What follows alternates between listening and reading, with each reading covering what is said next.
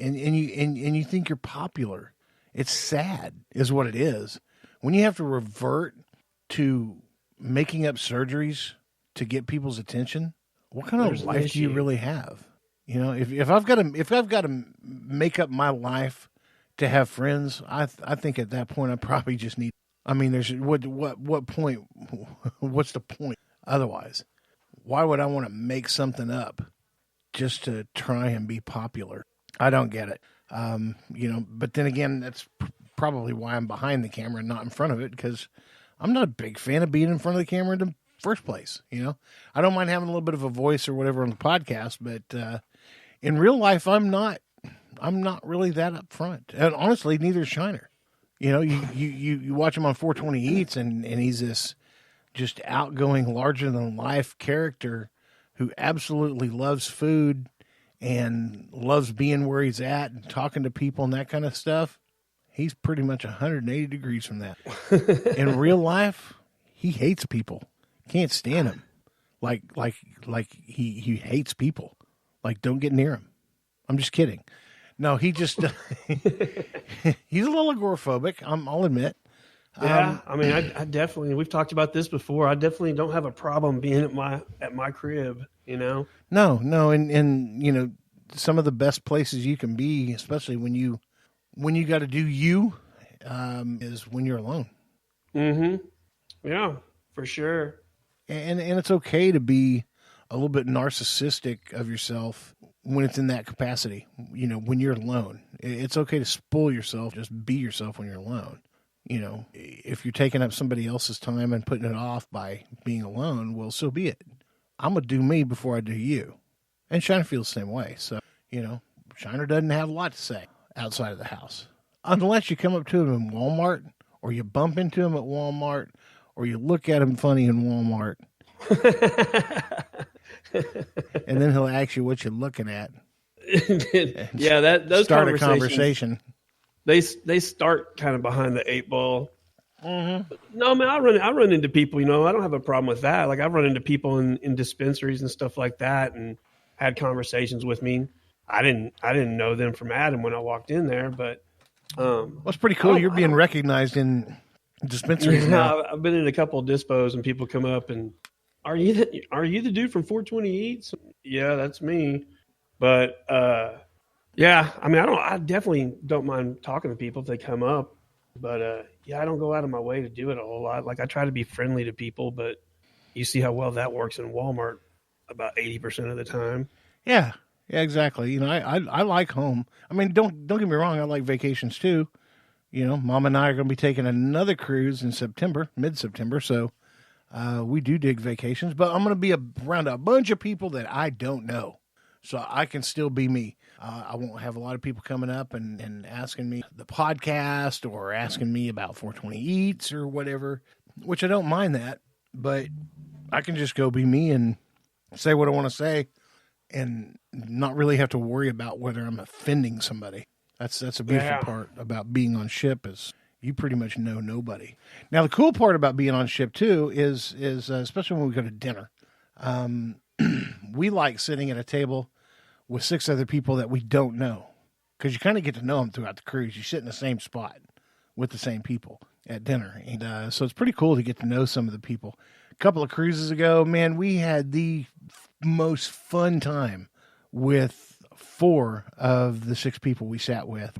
Like, literally from a few days into it, we were hanging together in the casino and at the bars and at the dance club and that kind of stuff. That's pretty cool. Yeah, they were pretty cool people. One guy ran a ATV shop, sells and fixes ATVs. And so that struck up some neat conversation. I got to talk to him about, you know, what floats his boat and what's his favorite thing is. You know, do you like side-by-sides, or are you more a utility guy, or do you just like four-wheelers, you know? And he's pretty much just a four-wheeler kind of guy. He sells the side-by-sides and all that mess, but he doesn't really like them. He said, I can't stand getting in there, strapping in, and feeling like I'm caged into something. It's funny you still remember this conversation. Yeah, well, it's hard not to, because Shandy and his wife got together and played a horrible trick on me and him. His name is Scott. played a horrible trick on me and him. They got in cahoots with the bartender and played this little game on a napkin, asking us to pick a square or 2 squares, and the bartender would have his back turned, and then the bartender would come back and nail it every time. And we would pick something different, and he would nail it every time. And it drove us freaking absolutely nuts. Well, on the napkin that we had, it just looked like a tic-tac-toe square. There was 9 squares, right? Everybody knows what tic-tac-toe is. Well, I would point to one square and then point to the other, and there would be 2 witnesses at the bar that saw where I pointed, but the bartender would be looking away or making a drink for somebody else and never look in that direction. And then when he'd get done with the drink, he'd come back over, and he'd hold his hand over it, kind of like Al Shazami style, kind of moving around. And then he'd pick one square and pick the other. And there was one time when Scott was looking at this, he just took the hat off his head. And now Scott is a Texas country boy. He was nice and tan till he took his hat off. And he looked like it looked like somebody chopped the top off of the whitest person you ever met and grafted it onto the top of this guy's head. I ain't kidding. It was the whitest head I've ever seen on the tannest body I've ever seen. Anyways, he threw his hat on the floor and just shoved his beer out of the way, and he said a couple of curse words like, I this is stupid. How in the fuck you blah, blah, blah, blah, blah. And the funny part is Shandy and his wife were both in on it. On Shandy's napkin where she was drinking, Shandy has her vape pen. Uh-huh. And she would also have a lighter with her. We'd candle in our room, which we're not supposed to. She'd have a lighter with her, so she'd put the vape pen on one part of the napkin and just kind of stand the lighter in the other part of it where we chose to. So if we chose one corner and the opposite corner, the vape pen would be in the corner and the lighter would be in the corner. And so he would know where to pick. And we never picked up on that. And that's awesome. Scott, her husband, just got pissed off through his hat, and he went back to us like, you know what? I'm going back. He was pisser than shit. Yeah, I was pretty mad too that I couldn't figure this out. I'm a double college graduate. I'm pretty smart, and I could not figure this thing. Nobody is just that clairvoyant and good. And so I went back to the room, and I guess when they were discussing this, I wish I'd get Shandy on here on a microphone because she'd explain it better than me. But when we were discussing this, Scott's wife said, I don't even know if I want to tell him now. Because he's really going to be pissed when he finds out. And Shandy's like, oh, Brett'll be fine. He'll be good. And the bartender's like, is he going to be mad at me? Because I don't need the big guy squashing me, This guy's from Malaysia. And he was a little bit nervous, too, because it carried on for 3 days. 3 days. Yeah. This went for 3 days, Shiner. So, anyways, on the last day of the cruise, she pulled it out of the bag and told me about it. It was just like, I was like, you gotta be kidding me. It was that easy and that simple, and I didn't know it. So I kind of laughed about it. Well, Scott's wife told him about it and how it went. And he didn't talk to his woman for the rest of the cruise.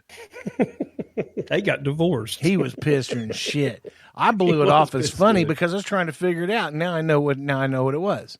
The part that pissed me off was I couldn't figure out what it was. And now I finally got it figured out. Somebody had to tell me. But yeah. Well, he didn't know what it was, and he's pissed that it was that easy. That it was his woman duping him and not the bartender. And I blew it off as funny. So yeah, the bartender actually had the wrong person being pissed about it. Yeah. I was a little ticked. Well, that kind of holds true to form with you. Anytime we've been out and things going to get crazy, you're always the one trying to find a way to make peace about the deal, and I'm the one spinning off acting ridiculous. Oh God, yeah. There's been a time or two, and there was a few times I was holding you back. You remember old shit show at the bar that we were talking about the other day? Yeah. Yeah. You were wanting to antagonize that situation, and I was like, no. Let's just let this be. Let's just let God dang, I got Roger and all that mess and crap and shit. And then of course, the funniest thing is after everything is said and done, we loaded back up onto the tour bus, i.e. the Chrysler minivan, was getting ready to head home.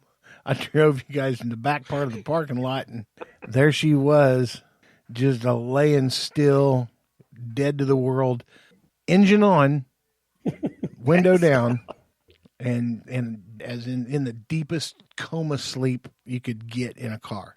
And I never saw her again. Didn't want to see her again. That was just God, that night was. You can't script that shit. No, And if you guys don't know what we're talking about Shit Show. I don't know if we've addressed it too much in our podcast. I know in some of the old Three Lunatics podcast toward the very end, that was addressed probably, I don't know, I'm going to say September-ish. Somewhere in there. Last year, yeah. If you guys want to know about it, you can get on iTunes, look up Three Lunatics podcast, and kind of go from there. Shiner and I was on that podcast for a while, and then we kind of spun off to do our own thing. But man, that was a funny day in our life, for damn sure. It was not in the moment, though. Like I told you the other day, in the moment, that wasn't funny at all. So we're still on social media attention seekers, even though we went 500 miles off road. And the one attention seeker was posed the funniest question: does anybody know of any good self-help books? That was a status update? Yeah. Lady, you got so much going on with you. There ain't no self-help books going to help. You need some professional help, Sugar Bear. You can't do it by yourself. No. If you got to ask for self-help book, you've gone way too fucking far in this game to warrant self-help. Self-help is something you do in quiet when you recognize there's something wrong with yourself. But when you broadcast that there's something wrong with yourself, self-help ain't going to help you. No, that's not how that works. Jesus. I bet people were commenting titles of books, though. Oh, sure, they were throwing them out left and right. Even Oprah has a self-help book. Yeah. And there's 500 of them on Dr. Phil. Oh, you got to get Dr. Phil's book. It's amazing. Oh, yeah. Read that. How's that working for you? By Dr. Phil. Read that one. It's good. It's, you don't need a self-help book. Just go on YouTube and look at Anthony Bourdain before he died in the places he went. It's just magical. It's just magical. It is. It's just magical. And it takes you to a warm, different place. Yeah, the different place you need? It's called a therapist's office. Suggest you make an appointment for sure. For next Tuesday. Okay, now the last thing on social media before we get out of here are the cool ones. What I like to call social media badasses. These are the people who make social media absolutely fun.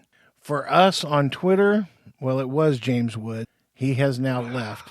He was a social media badass. Either you loved him or you hated him, but either way, he had your attention. Yeah, right. Exactly. Well, there's people all over the place. There's guys that literally make their living being social media badasses. The Copenhagen Bandit on Facebook. If you don't know him, just go look up the Copenhagen Bandit on Facebook and watch some of his videos. He is hilarious, and probably should have his own comedy special, in my opinion. You look at the Political Cowboy. This guy has been tearing it up for about the last 5 years, and he's absolutely amazing at it. I mean, I don't understand. First off, I don't understand how Chad Prather found his genesis on this. What was the start of it? I'm pretty sure it was the videos from his pickup truck, but that's kind of how I remember it all starting. But man, it's blown into now, and just on his podcast, he's got what's he got? 1, 2, 3, 4, 5, 6, 7 people on his podcast. They're all posses. Hell, Dale Jr.'s got like 4 or 5. Dale Jr. download. If you guys are into NASCAR, Dale Jr. Download's probably the best NASCAR podcast. I absolutely love it. But Chad Prather, The Chad Prather Show. You can get it on iTunes, iHeartRadio, Podcast One.